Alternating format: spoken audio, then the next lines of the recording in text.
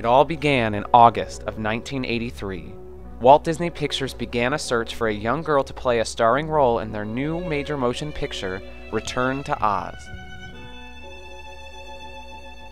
During open calls, hundreds of applicants auditioned for this role, young girls from ages 9 to 12. The auditions were held in 6 major cities in the United States and 2 Canadian cities. Of all these girls, only 12 were picked for screen tests.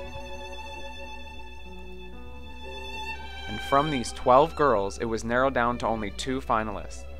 These 2 girls were flown to London, so a final decision could be made on who would play the starring role of Dorothy. And landing the role was 9-year-old actress Fairuza Balk.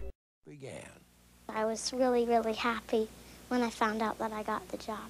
And I didn't know what it was like to be in a big movie, but it was fun because we went over and over, like practicing all my, well, I didn't memorize the whole script, but I act like I would memorize it before I did it. Well, I did all my own stunts. I did every one of my stunts, even when we were doing the water scene in the lake and stuff. But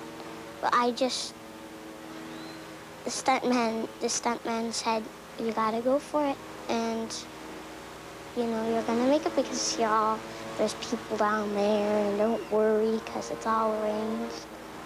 Well, when we went through the powder gate, I got pretty scared, because it's like when you're on a roller coaster and you're riding up and up and up, and all of a sudden you go down, and it's like that when we're going and going and going, then whack, we go through the gate, the balcony, then whoosh, we fly off.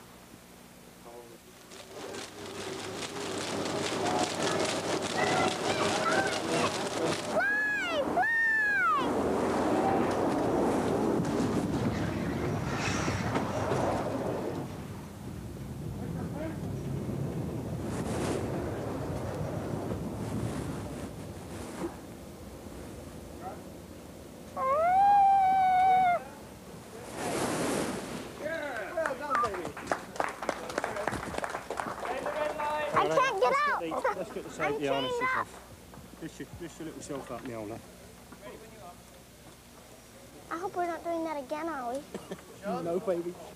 Well, it was like dum, dum, dum, dum, a little bit higher each time. And when I came down, my stomach was still in the air because I was coming down so fast. It was fun. All grown up, Fairuza Balk recounts what it was like in the role of Dorothy.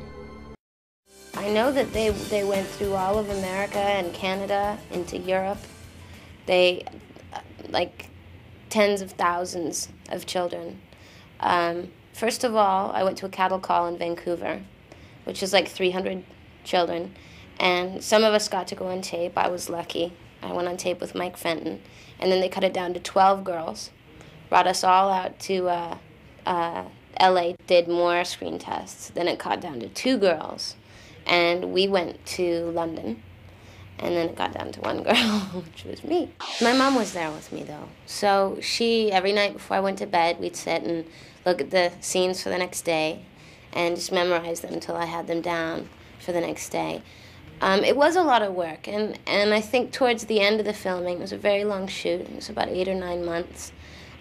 Towards the end of the filming, I got a little tired, and that's when I began to realize it was work.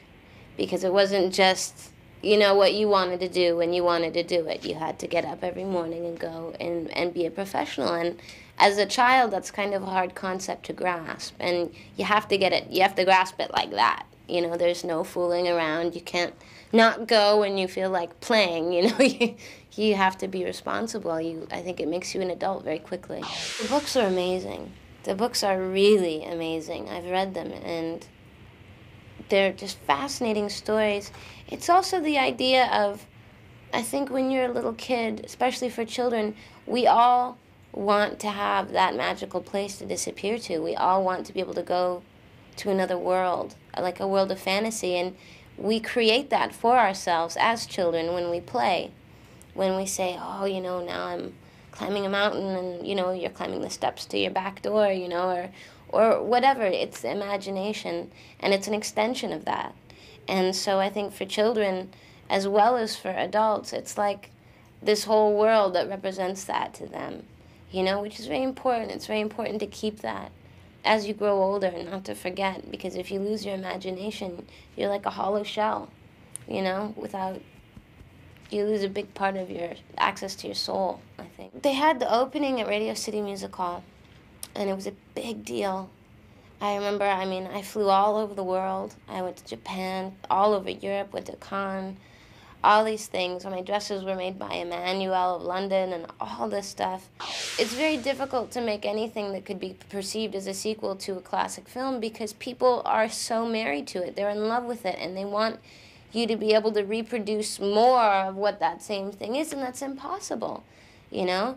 But I think that Return to Oz is an incredibly unique, surreal, amazing film, and it's got a lot of really serious fans. People that even now, I'm amazed that they followed my career.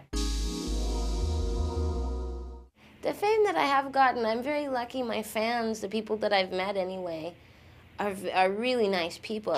It's gotten more in the past couple of years with people recognizing me just on the street and stuff, but in general, I'm still pretty anonymous, and I value it. You know, it's through the roof. I'm glad people remember it. It was like this whole huge chapter of my life as a kid, you know, that's I'm never going to forget. You know, it's the whole beginning of my introduction to this life, this career. I watched it for the first time in probably since I was a little girl, and I got so emotional. I really just, the music is incredible. The music is so beautiful, and just watching, it was just so amazing looking back and watching, because you remember every day. You remember, oh, on that day it was freezing and this happened, or on that day, oh, there's something funny happened, and every single shot, every angle, you remember something, and it was wonderful.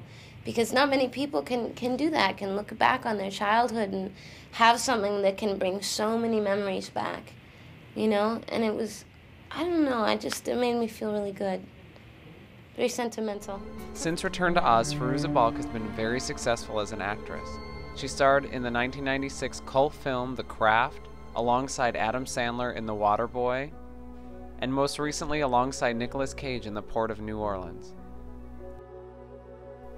But what some people don't know is that she's a very talented artist. Acting is just one of her mediums. She's also a painter, a singer, and songwriter. She now has a website, Fairuza.com, where you can see and experience the artist herself. In our opinion, Fairuza was the perfect choice for the role of Dorothy. There's something about her that seems to sparkle and shine.